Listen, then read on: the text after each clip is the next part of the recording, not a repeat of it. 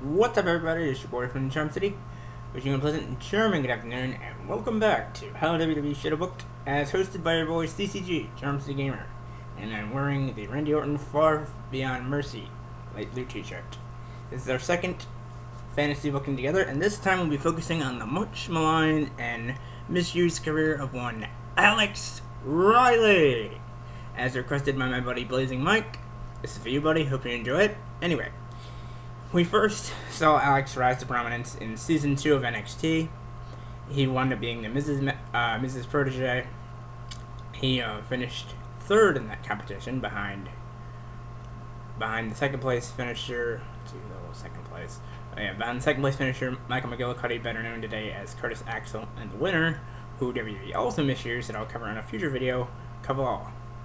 Anyway, after NXT Season 2 ended, Alex would go on to be the Mrs. I guess, Stooge, or personal assistant, whatever you want to call him, Miss Whoopin' Boy, whatever you want to call him. He went on to assist The Miz in whatever matches he could, and once Miz became WWE Champion in November 2010, which I freaking marked the hell out for, that's just my personal point of view, he would help Miz in his title defenses. Well, everything went smoothly for the duo, up until about May 2011, when Miz only lost the championship to John Cena at Extreme Rules in a triple threat steel cage match. Alex wasn't there because in the storyline he was drafted to SmackDown, forgetting it was under personal, and it was later explained that he was eventually pulled back to Raw because he was under a personal services contract to The Miz and not to WWE. Got a little tension there, but they stayed together until after Over the Limit in June, where Miz lost an I Quit match, despite at first looking like he won the title after pulling what The Rock pulled on Mankind back to the 1999 Royal Rumble. If you guys want to see what I'm talking about, check that out on the WWE Network for just $9.99. Cheap plug here. Anyways, after that, Miz wanted one final shot at the WWE Championship, but was ultimately denied by the anonymous Raw General Manager, and he started blaming Alex for the fact that he didn't have the WWE Championship. And Alex said, and I quote, pardon the medical quote reference, "Miz, it wasn't like I was the one who said I quit." And this, of course, led to them brawling, and all of a sudden, boom!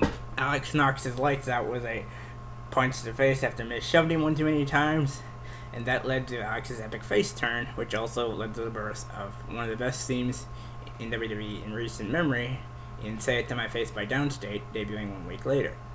Now, here's what happened post his face turn. Alex went on to have a great feud with Miz, and he actually got a big pay-per-view victory in his home state of Washington, D.C., at the Capital Punishment pay-per-view, and then he was booked in the Money in the Bank ladder match in July rather. Let's see what else happened. Was it June or July? No, it was the Capital Punishment was in June. I'm mistaken. And then he was booked in the Money in the Bank ladder match in July, and he actually fared pretty well. He almost nearly won the thing, but it wound up being won by a man I personally despise for his gimmick. I have nothing against the person himself, but his gimmick, I could give two less garbage. I could give two less shits about Alberto Del Rio, but that's beside the point, and that's for another day. Anyway, after that, he got into a mini feud with Dolph Ziggler for the U.S. Championship, and got in a fatal four-way with him, John Morrison, and I think Zack Ryder was the last one in that fatal four-way. I can't quite remember. But anyways, he lost that, and then he just disappeared off WWE television for the rest of the year, and we never really saw him in a prominent point until he started feuding with Kevin Owens in 2015, and they rebranded NXT Developmental Territory until he got let go earlier this month. Anyway, here's how I would have booked the Alex Riley situation differently. Yes, keep everything the same, keep the epic theme song, keep the victory at Capital Punishment the same, go into Money in the Bank. But here's where I'd swerve everybody. Rather than have a Money in the Bank winner that nobody cares about, pull the ultimate swerve and have the underdog Alex Riley walk away with Money in the Bank. Then what I'd do is, Cena and Punk have the rivalry over the championship, but instead of Kevin Nash coming in to interrupt it, Alex actually, after the match, Nash does his little powerbomb thing. That sets everything up. And this lets Alex Riley, although he doesn't want to do it this way, he shows some reluctance, but he wants the WWE Championship, so he cashes in and wins the belt off Punk. This sets up a little three-way action between the three of them. Punk, Cena, and Riley. after SummerSlam. This sets that up.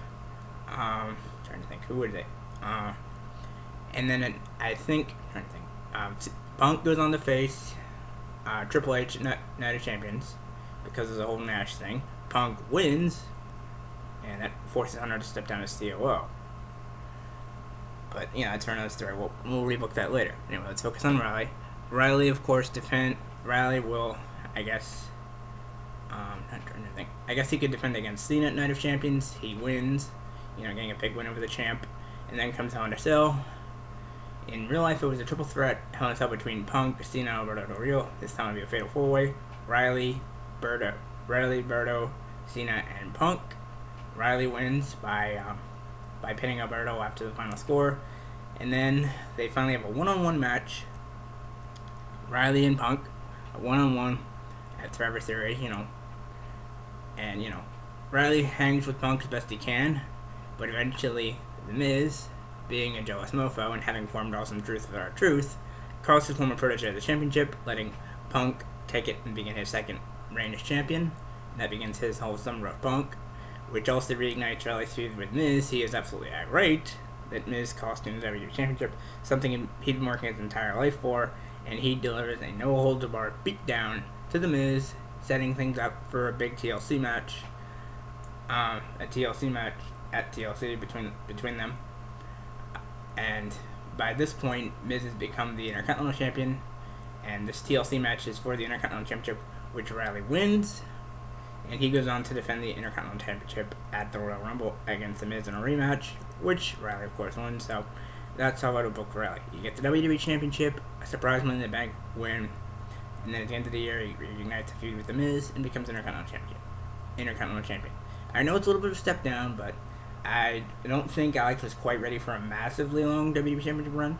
But, if you guys enjoyed this particular rebook, maybe I'll continue on it, do a part 2 of it, and we could go beyond that and see what else I could book for him. But for right now, that's how I would have booked Alex Riley in terms of past his feud with The Miz and Money in the Bank and all that stuff.